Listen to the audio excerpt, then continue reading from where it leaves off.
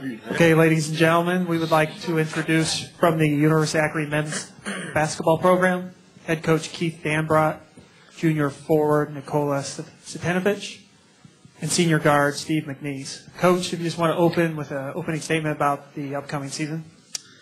I think the interesting thing about this whole season is last year everybody picked us first, and we were a three-point shot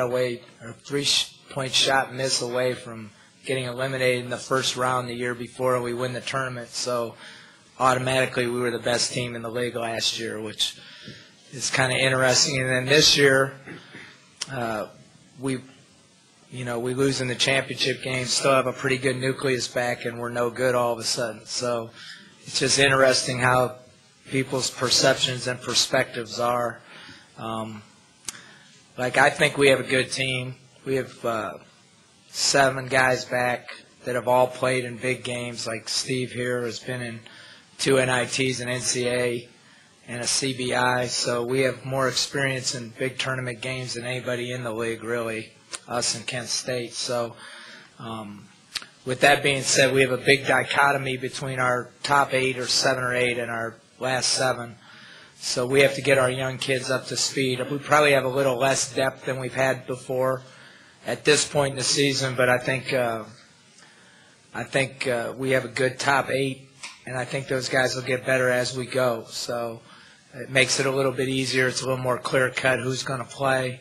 Makes it easier to coach, and it's probably the first time since we had Rome and Wood and Drew and those guys that it's been pretty clear-cut. I'm going to open up questions to the media.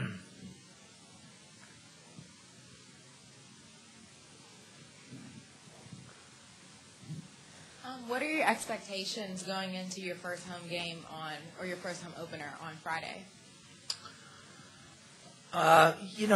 My expectations for this season is to win the league championship and play in the NCAA tournament, do well in the NCAA tournament. That's always my expectations. With that being said, we have a great deal of respect for the entire league and realize that there's not a lot of difference between the best teams and the worst teams. So we know that it's a difficult task. What we've done has been pretty amazing when you think about it. We've revamped our team, retooled our team along the way, and still won games along the way and been very competitive. And not many teams in this league have been able to do that on a consistent basis. They always have, 2-3 good years, and then they have to retool it, and they're not very good. So I think that's a tribute to our guys and kind of how we built the program with guys that have paid their dues, have been here a while, may not have been great when they started, but continued to work hard and cared about winning. And I think with that being said, that those are our expectations every year are pretty much the same. A question for Steve. Steve, of course, your dad was a very successful high school head basketball coach over in Western Pennsylvania. You've been in the program a long time right now. Senior point guard, you look at yourself maybe as kind of an assistant coach on the floor right now as far as leadership, or what are your views going into this year? Head coach. He thinks he's a head coach. Well, I just do my best to, make sure that the team is organized and that, I can kind of be that middleman between coach and the rest of the team.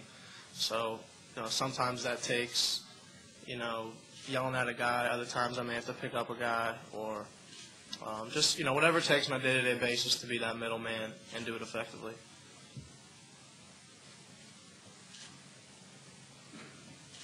Keith, when you look at this team, one guy, to me, that's going to have to stand out is Zeke. How has he started his second season with the Zips, starting in training camp and in the game against John Carroll? I think Zeke's really good. I do. I think he's made some terrific strides. I think we have the best inside people in the league. I do. I think depth-wise, we have 3 guys that played a lot of basketball inside, and Zeke's made tremendous strides. I don't think he's anywhere capped off. He's got a long way to go, but we've been hitting him hard just on becoming a perfectionist and being more consistent. There's days where he looks like he's a first-round draft pick, and there's other days that you would think he couldn't start for us. But I think those days are fewer and farther between than they were last year. And then Nicola's picked up the slack and has really played well at the other spot. Still have Brett McKnight. We have some good young guys. So Mike Barto's played really well. So we feel like that we've built our program around those inside guys since I've been here. We've always felt like we've been good in there, and I think we're every bit as good in there as we've been in the past. We just have to be a little more consistent. For people who don't know, there was a nice article on Nicola in today's Plain Dealer, especially talking about this past summer for you back in Serbia. And could you tell us a little bit about how that summer went for you?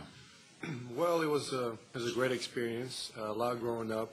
I just talked a lot with my family and realized some things are coming back here. It's a big season, and we have 7 new guys on the court, and you just, as an upperclassman, you need to be out there and lead the team. And also, the leadership part came pretty good when I did my internship back home. I did it with the State Department, and that was just a great experience.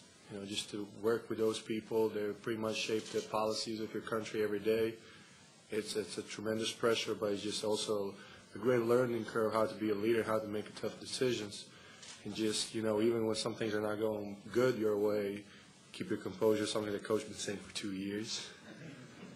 And now it's paying off. It's been 2 years, and now it's a time just to do it right. Go out there, help the young guys, and just lead by example. Play hard every day, and just be there for them. Isn't it ironic, Steve, that this guy wants to be a diplomat? That was a diplomatic answer right there. I mean, but the funny thing about him is you see it like everybody's a little bit different than what they appear. You see Nick on the court versus Nick off the court, and it's like just like me. So we're kind of the same in a lot of ways. Like I went to the same place for lunch with Alex Abreu yesterday, and he says, "It's amazing you're such a nice guy off the court," and then he just stopped. So that's the way it is sometimes. Nick, do you think if you're more controlled, less emotional on the court, does that change your game at all? Well, that's a very good question. No, it's just when it comes down to emotions, you just need to channel them the right way.